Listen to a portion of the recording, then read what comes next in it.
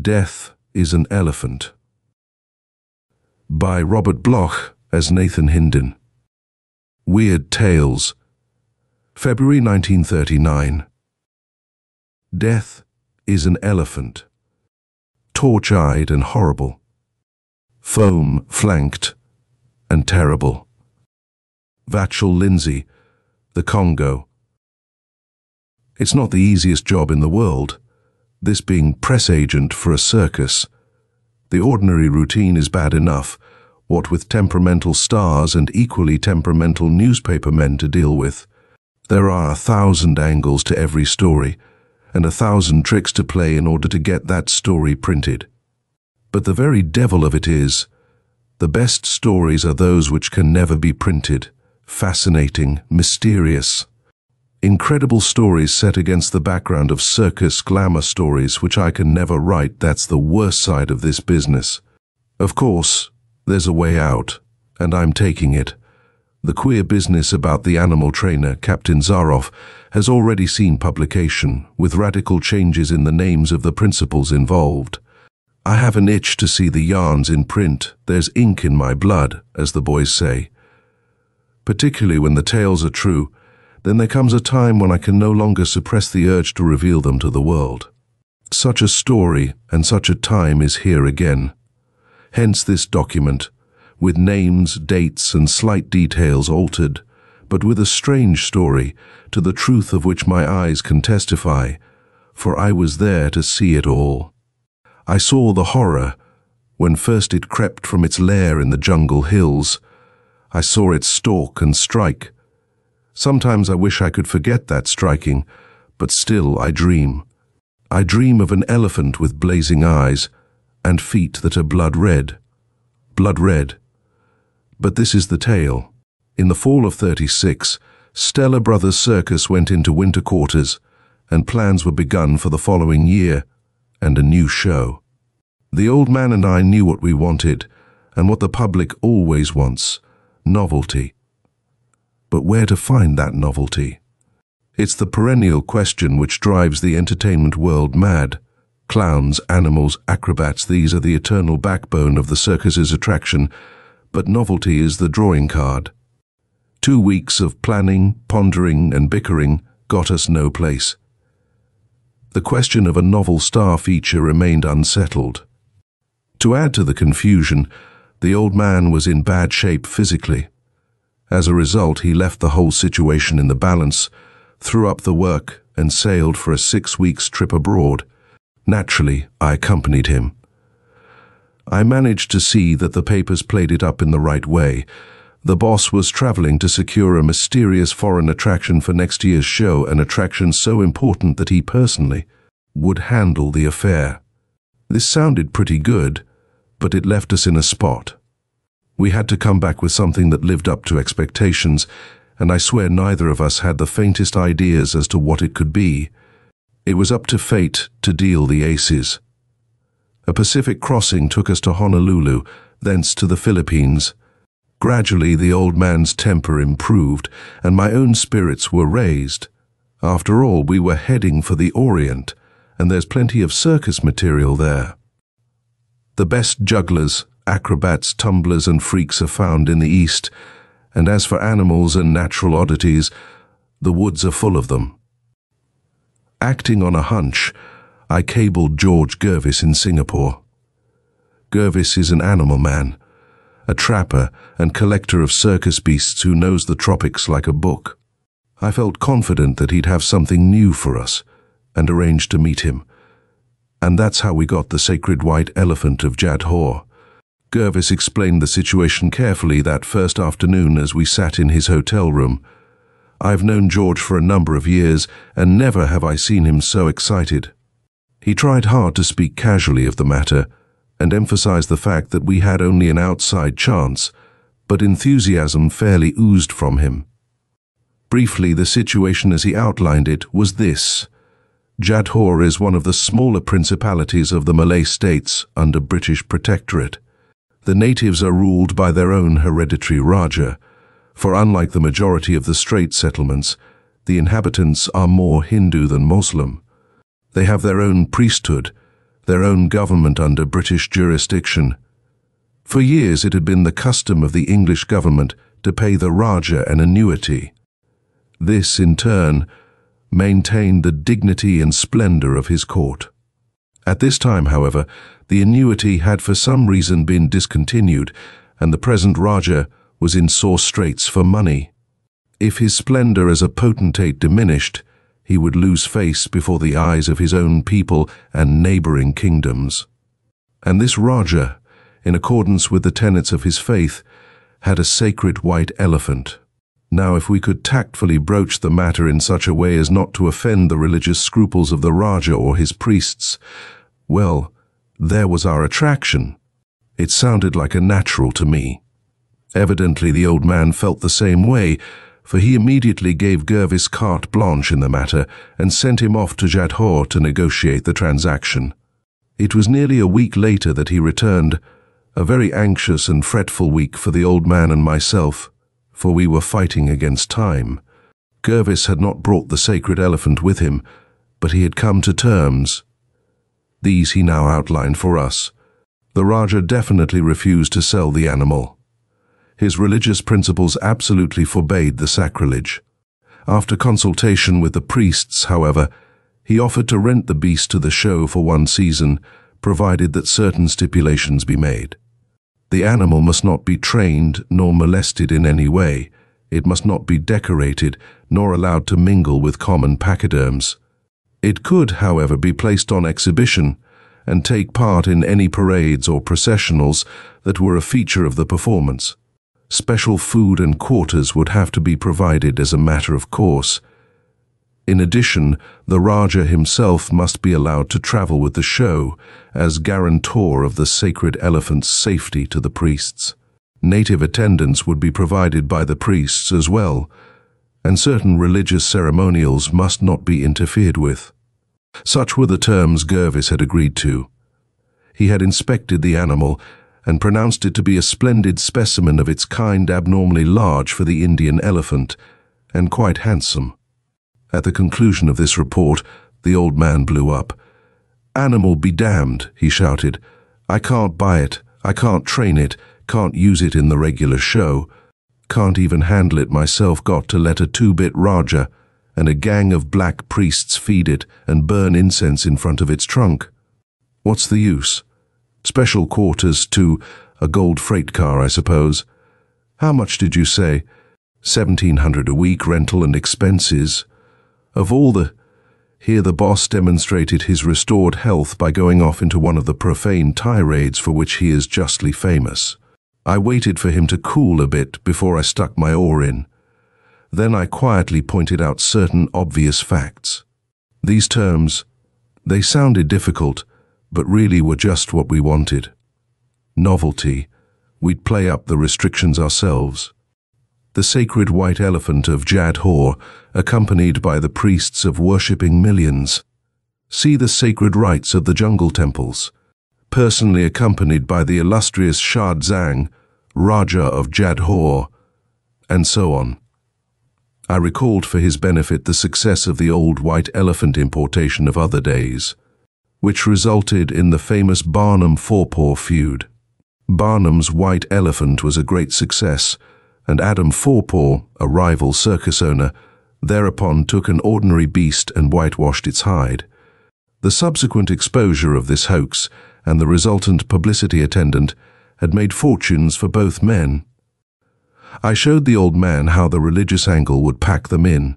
We'd play up the sanctity, the restrictions, the priests and attendants. And imagine a circus with a real Raja. Why, this was an attraction that would sell itself. No other build-up was needed. When I had finished, I knew from the look on the old man's face that my case was won. "How soon can you arrange to get the animal down here?" "Within 2 days," the animal man promptly replied.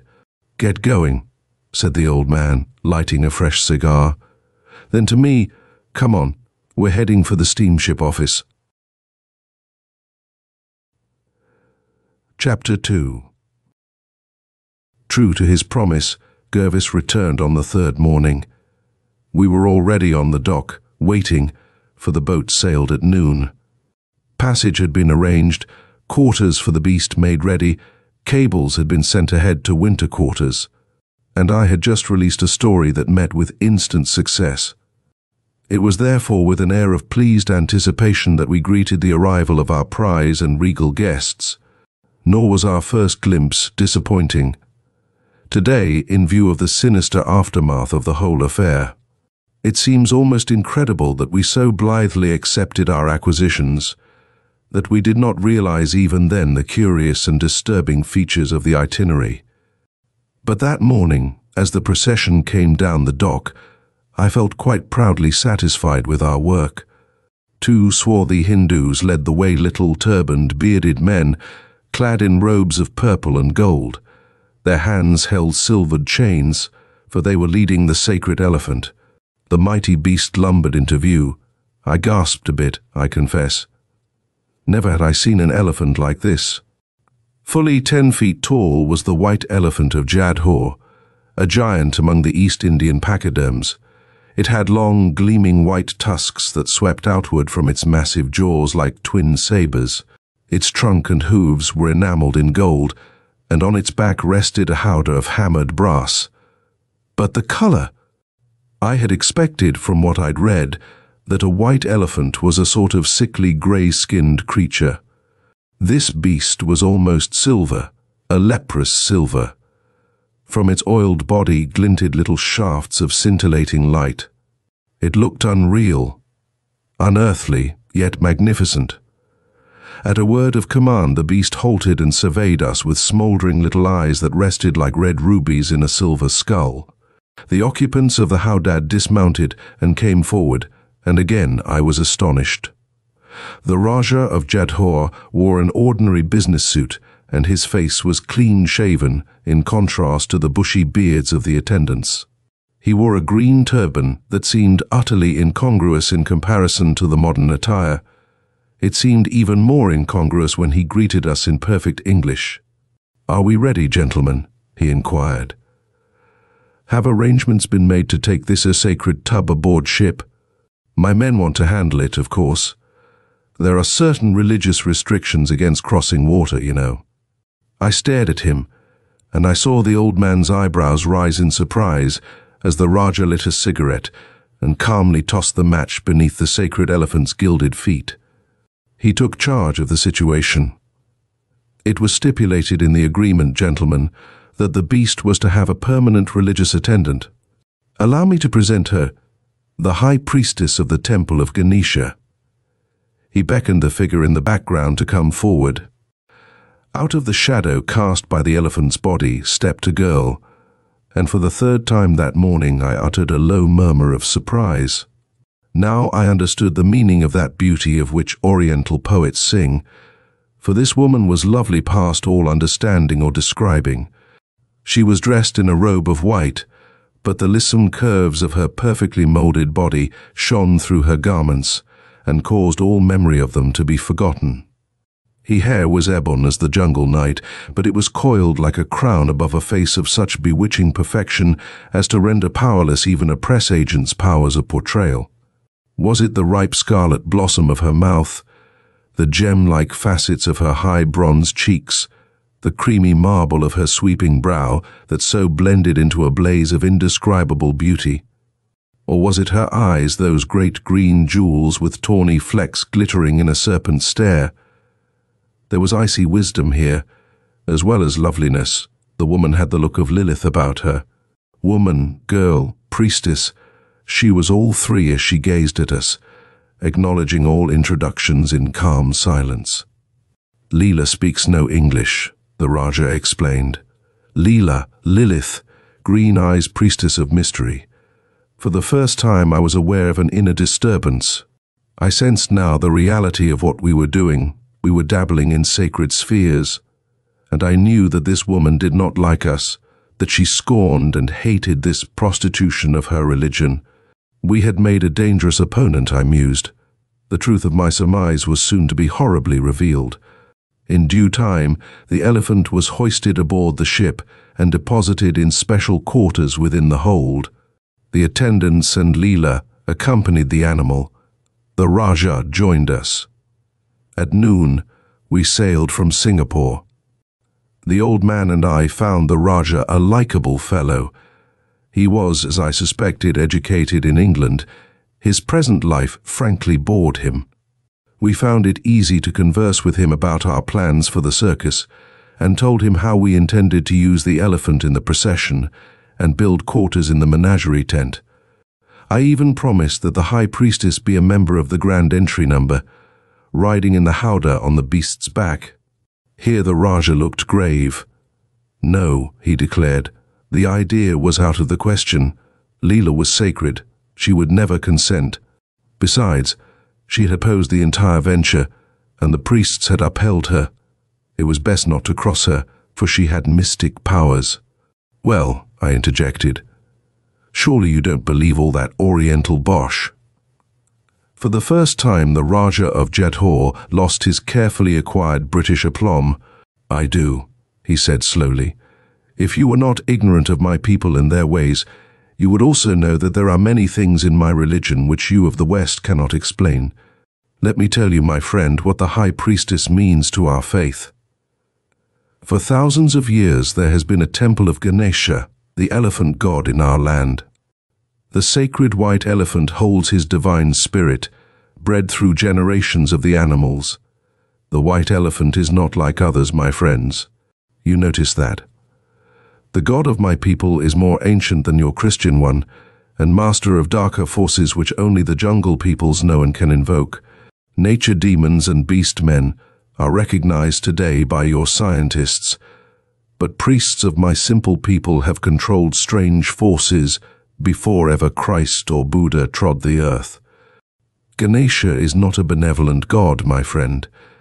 He has always been worshipped under many names, as Chaugnar Faugn in the old places of Tibet, and as Lord Sathogwa aforetime, and he is evil. That is why we treat his incarnation in the white elephant as sacred. That is why there have always been high priestesses in his temple. They are the holy brides and consorts of the Elephant One. And they are wise, bred from childhood in the black arts of worship. They commune with the beasts of the forest and serve to avert the wrath of the evil ones from their people. You believe that? Laughed the old man. Yes, said the Rajah, and he was no longer smiling. I believe, and I must warn you. This trip, as you must have heard, is against the wishes of my priesthood.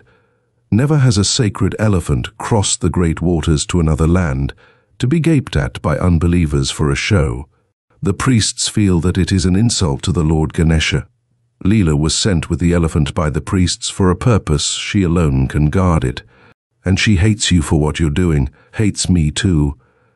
I don't like to speak of what she can do. There are still human sacrifices in our temples at certain times, of which the government knows nothing. And human sacrifices are made with a purpose. The old dark powers I spoke of can be invoked by blood. Leela has officiated at such rites, and she has learned much. I don't want to frighten you. It's really my fault for consenting to this, but you should be warned. Something may happen. The old man hastened to reassure the Rajah. He was smugly certain that the man was nothing but a savage beneath his veneer of superficial culture, and he spoke accordingly. As for me, I wondered. I thought again of Leela's eerie eyes, and imagined easily enough that they could gaze on bloody sacrifice without flinching. Leela could know evil, and she could hate. I remembered the Rajah's final words. Something may happen. I went out on deck, entered the hold. The elephant stood in his stall, placidly munching hay. Leela stood stolidly beside him as I inspected the animal's chains. But I felt her eyes bore into my back when I turned away, and noticed that the Hindu attendants carefully avoided me. Other passengers had got wind of our prize, and they filed into the hold in a steady stream. As I left, a fellow named Can Robert strolled up.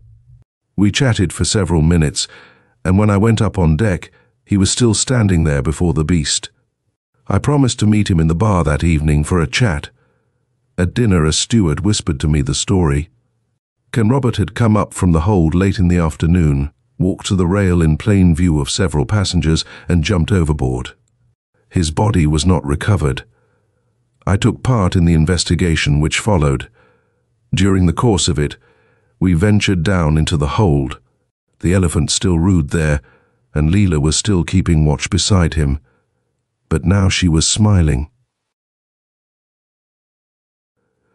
Chapter 3. I never did learn about the death of a man named Phelps on the third day out, but it was a hoodoo voyage for certain, and I was glad when we disembarked at last and headed for winter quarters. I am a practical man, but I get occasional hunches. That is why I avoided the Raja during the rest of our homeward journey. I lied when he approached, because I felt that he would have an explanation for the deaths of the two men, an explanation I did not care to hear. I didn't go near Leela nor the elephant either, and spent most of my time doping out the show with the old man. It was good to see winter quarters again. A handsome stall had been built for the sacred elephant, and Ganesha, for so we had christened the beast, was quartered therein. No greater compliment could have been paid to my advanced publicity than the attention shown the beast by our hardened circus folk. Stars and supers alike, they crowded around the stall, eyed the mighty animal, gazed at the silent bearded attendants, and stared in speechless admiration at Leela. The Raja struck up an immediate acquaintance with Captain Dents, our regular elephant keeper. I immediately plunged into work with the old man, for the show opened shortly. Therefore it wasn't until several weeks later that I began to hear the disquieting rumors that floated around the lot concerning our star. Attraction. The restlessness of the other elephants, for example, how, in rehearsal for the grand entry, they shied away from the sacred Ganesha, and trumpeted nightly in their picket line. The queer story of how the foreign woman lived in the stall with the animal, ate and slept there in stolid silence. The way in which one of the clowns had been frightened while passing through the animal barn one evening. How he had seen the two Hindus and the girl bowing in worship before the silver beast, who stood amidst a circle of incense fires. Even the old man mentioned a visit from the Raja and Captain Dents, during which both men pleaded to break the contract and allow the animal and its attendants to return to Jadhor before the show opened. They spoke wildly of trouble to come. The proposal was of course rejected as being out of the question. Our publicity was released, and both men were evidently under the influence of liquor at the time. 2 days later, Captain Dents was found hanging from a beam behind the elephant line. It was a case of suicide beyond question, and there was no investigation. We had a show funeral, and for a while a gloomy shadow overcast our lot.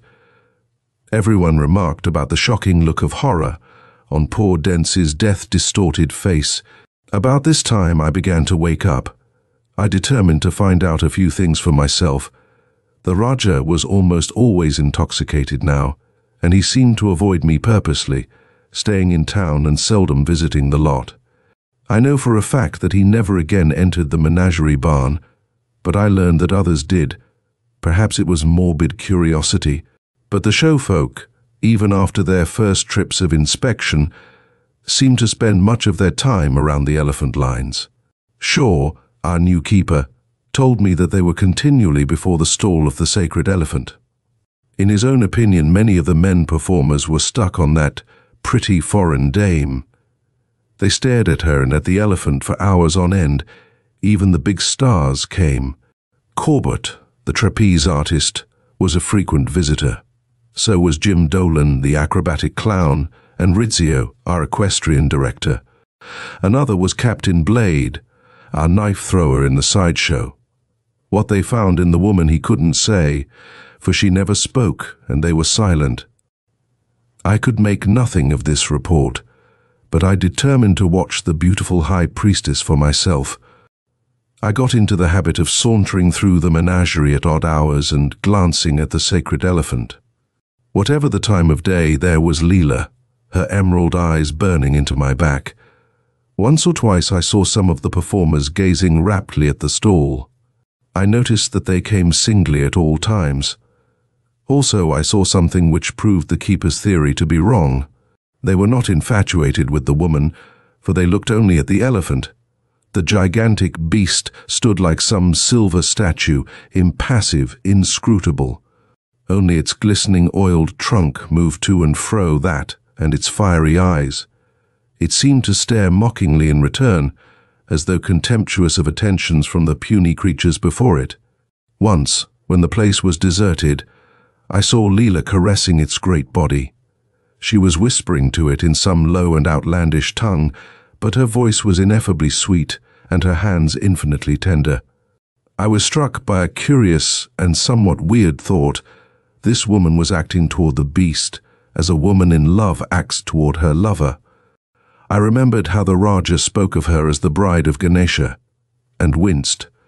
When the animal's serpentine trunk embraced the lovely girl, she purred in almost blissful satisfaction. And for the first time, I heard the beast rumble in its massive throat. I left, quickly so as to be unobserved.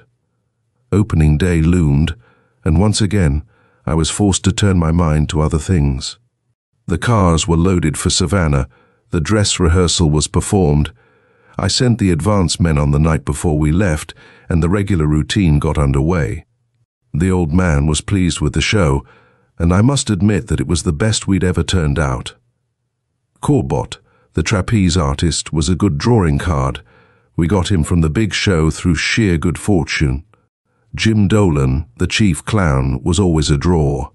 We had some fine animal acts, and many novelty features as well.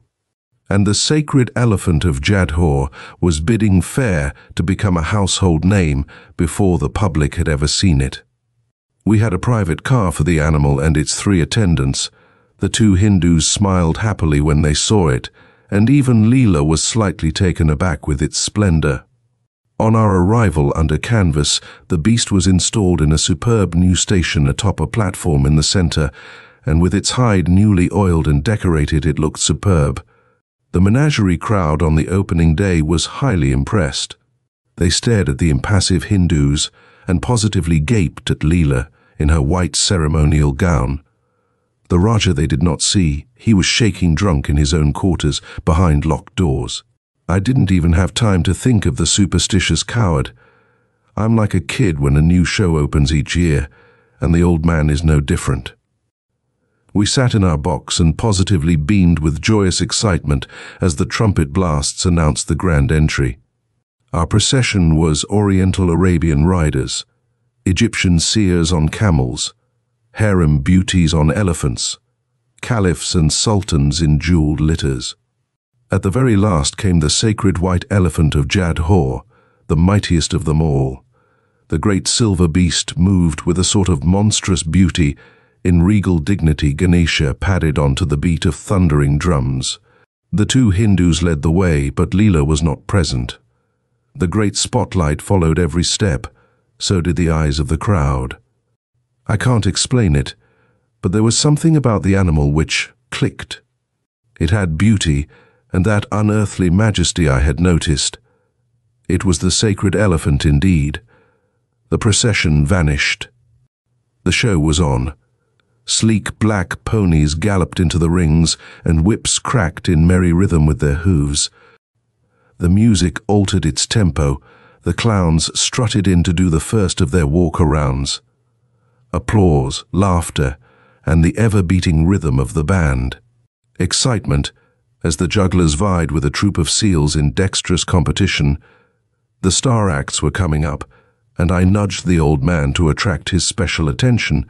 With a flurry of drums, the big spot in the center ring blazed forth as the other lights dimmed. Alonzo Corbett, the trapeze star, raced in. His white body bounded across the ring to the ropes beneath the main pole where his partner waited. The snare drums snarled as the 2 performers mounted up 60 feet in the air to the platform and the trapeze rings. Out they swung now, silver bodies on silver rings, out into the cold, clear light that bathed the utter emptiness of the tent top. Swing, swoop, soar, rhythmically rise, unfalteringly fall. Tempo in every movement of the clutching hands, timing even in the feet that danced on empty air. Corbett was a marvel. I'd seen him work in rehearsal many limes, and was never tired of watching the perfection of motion he displayed. He trained rigorously, I knew, and he never slipped. He caught his partner by the hand, the wrist, the elbow, the shoulder, the neck, the ankle. Feet suspended from the rings, he shot to and fro like a human pendulum, while his partner somersaulted through space into his waiting hands. At precisely the exact fraction of a second they met in mid-air. An error in timing meant certain death. There were no nets, that was Corbot's boast. I watched. The old man watched. The audience watched, as two men fluttered like tiny birds so far above. Birds. They were demons with invisible wings now in the red light that flashed on for the climax of the act. Now came the time when Corbot and his partner would both leave the rings, leap out into that dizzying space, and turn a complete somersault in mid-air, then grasp the rings on the opposite side of their present position. The drums went mad. The red light glared on that little hell of high space where two men waited, their nerves and muscles tense. I could almost feel it myself, that moment of dread expectancy. My eyes strained through the crimson haze, seeking Corbot's face so far above. He would be smiling now. He was preparing to leap. Drums, cymbals crashed. The waiting figures sprang. Corbot's arms were ready to grasp his partner in whirling space. Or were they? Good God, no, they were stiff at his side. There was a streaking blur crossing that empty scarlet expanse of light, and then it was gone. Something struck the center ring with a heavy thud. Somebody screamed, the band blared a desperate march, and the lights went up. I saw that Corbot's partner Victoire had saved himself by catching a ring just in time, but my eyes did not linger above. They centered themselves on the ground, on the center ring, where something lay in a pool of crimson that came from no light. Then the old man and I were out of our box and running across the tent with attendants at our side, and we stared for a sickening second at that boneless, pulpy red thing that had once been Alonzo Corbot, the trapeze star. They took him away.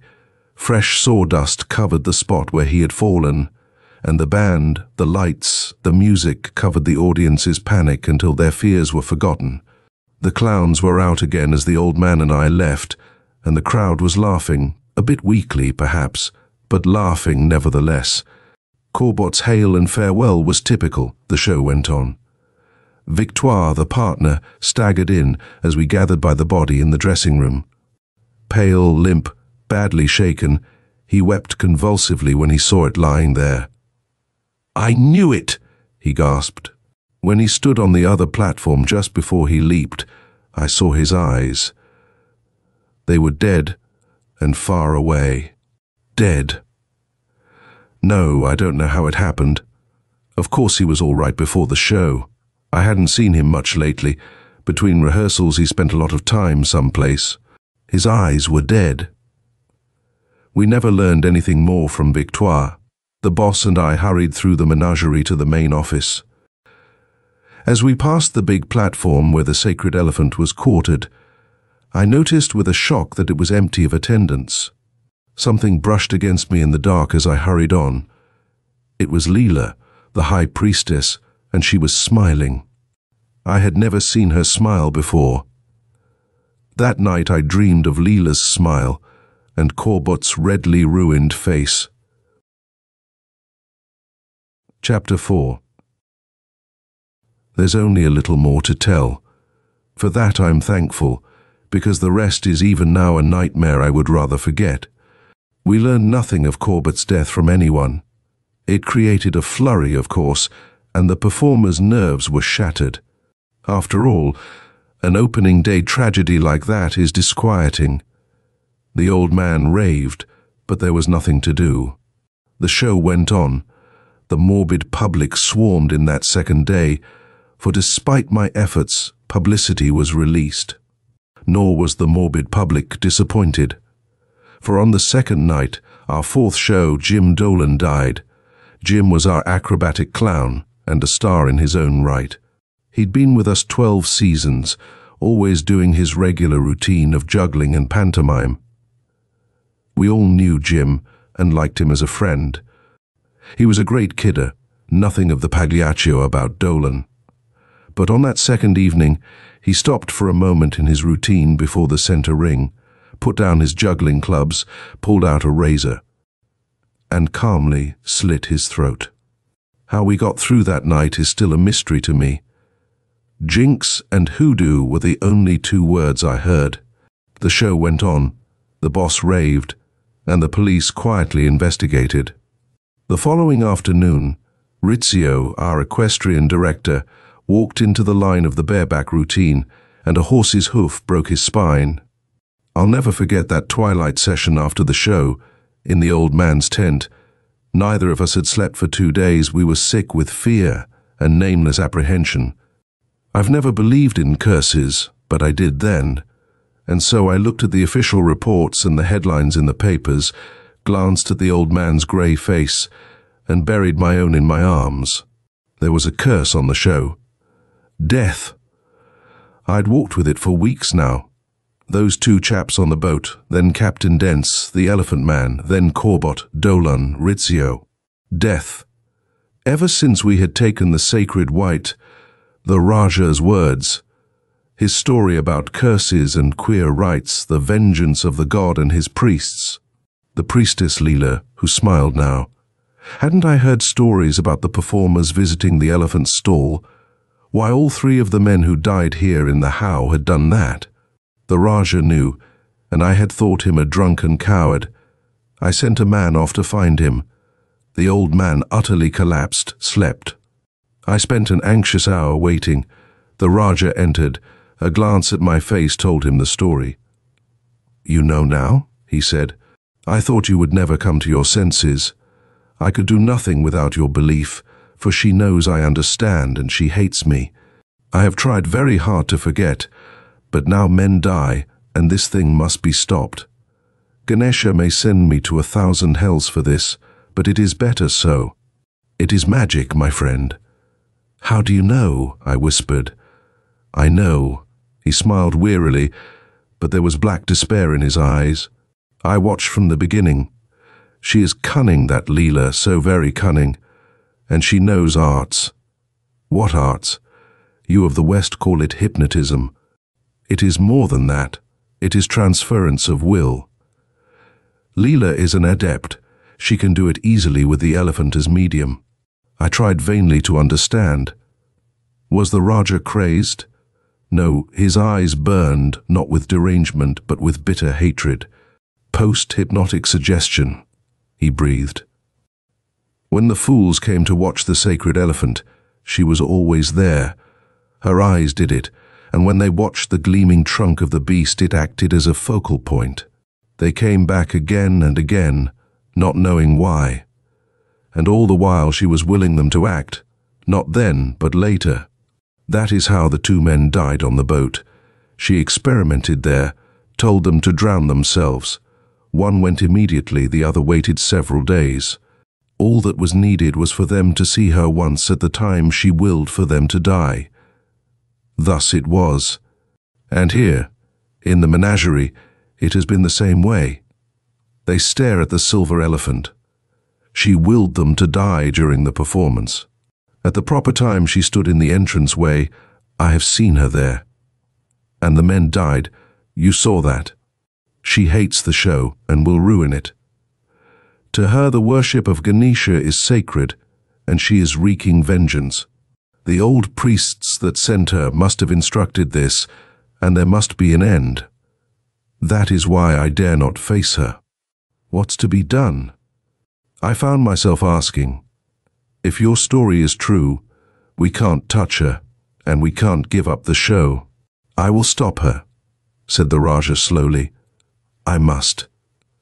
Suddenly he was gone, and I realized with a start that the show was almost ready to begin. Quickly I roused the old man from his slumber. Then I dashed out. Collaring a roustabout, I ordered him to find the Raja at once. There would be a showdown tonight. There must be. I had 2 guards with guns secretly posted at the side entrance to the tent. where the performers came in.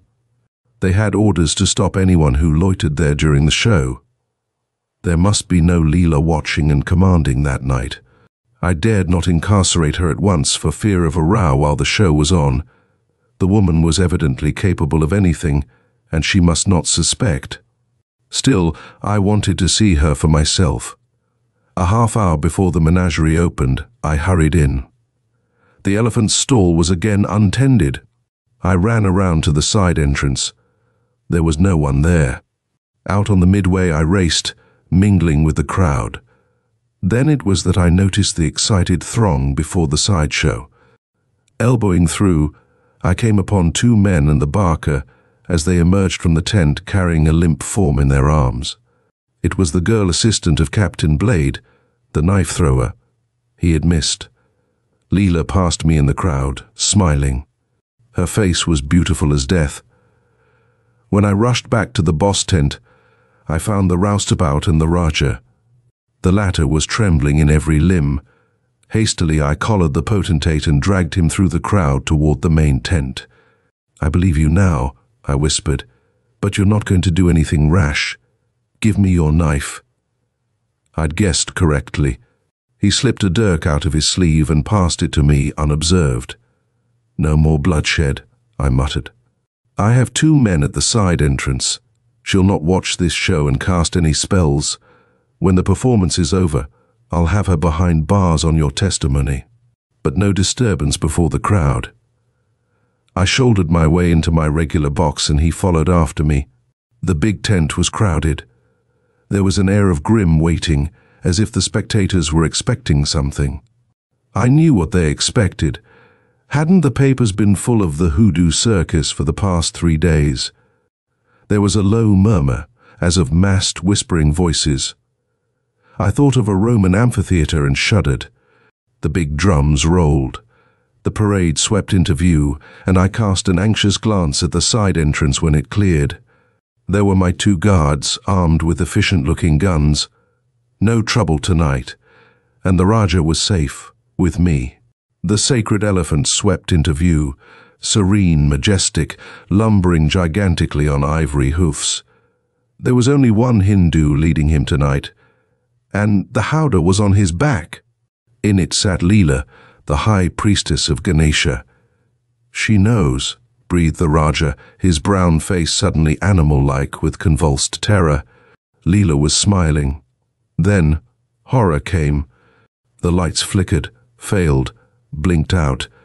The vast tent plunged into nighted darkness and the band ceased. There was a rising wail of sound, and I rose in my seat with a scream on my lips. There in the darkness glowed the silver elephant, the sacred white elephant of Jadhor. Like a leprous monster, its body gleamed with phosphorescent fire. And in the darkness I saw Leela's eyes. The elephant had turned now and left the parade. As shrieks rose in 1,000 throats, it thundered forward straight for our box. The Raja broke from my grasp and vaulted over the railing to the ground. My hand flew to my pocket and I cursed in dismay. The knife he had given me was gone. Then my eyes returned to the hideous tableau before me. The elephant charged with lifted trunk, tusks glistening before it. There was a shrill trumpeting from its silver throat as it bore down on the slight figure of the man who raced toward it. He ran to death, but his head was high. He was seeking that black figure in the howdah on the beast's back. In a moment, everything was over. A gleaming arc in the air as something long and thin and silver whizzed up to the elephant's back. A woman's shrill scream and gurgling sob. A mighty bellowing of brutish berserk rage. A thud of massive feet as the silver giant trampled on. The crunching. The screams, the shots, and the great shock as the great body turned and fell, and then the audience rose and fled. When the lights went on once more, there was nobody in the tent but the performers and the roustabouts. In the center of the areaway lay the gigantic Ganesha, silver sides streaked with scarlet in death. The crumpled howdah held all that remained of Leela, the high priestess. The Raja's knife had struck home, and her torn throat was not a pretty sight. As for the Raja himself, there was only a slashed red horror dangling on the end of those ivory tusks, a mashed and pulpy thing. Thus ended the affair of the sacred white elephant. The police accepted our story of the animals running amok during the show when the lights failed. They never learned of the Hindu who had so horribly short-circuited the connection with his own body, and we buried his seared remains in secret. The show closed for 2 weeks, and we rerouted it for the rest of the year. Gradually, the papers let the story die, and we went on. I never told the truth to the old man. They're all dead anyway, and I'd like to forget it myself. But I have never liked novelty acts since, nor visited the Orient, because I know the Raja's story was true, and Leela had killed those performers as he had explained it. Those priests and priestesses have secret powers, I am convinced. I figured it all out. Leela found out that the Raja had told me the facts, knew she'd be exposed, and acted accordingly. She sent the Hindu to fix the lights, then arranged to have Ganesha the elephant charge our box and kill the Raja as she'd planned. I have it all figured out, but I'd never tell the old man. There's one other fact I know which I must not reveal. The Raja's knife did not kill Leela as she rode on the elephant's back. It could not, for she was already dead before she entered the tent. One of the 2 guards I stationed had shot her 2 minutes before at the side entrance as she rode past in the howdah of Ganesha, the sacred white elephant. It seems that she must have hypnotized the beast too, or did she? The soul of Ganesha inhabits the body of the sacred elephant, the Raja said, and Ganesha wreaks a vengeance of his own. End of Death is an Elephant by Robert Bloch as Nathan Hindin.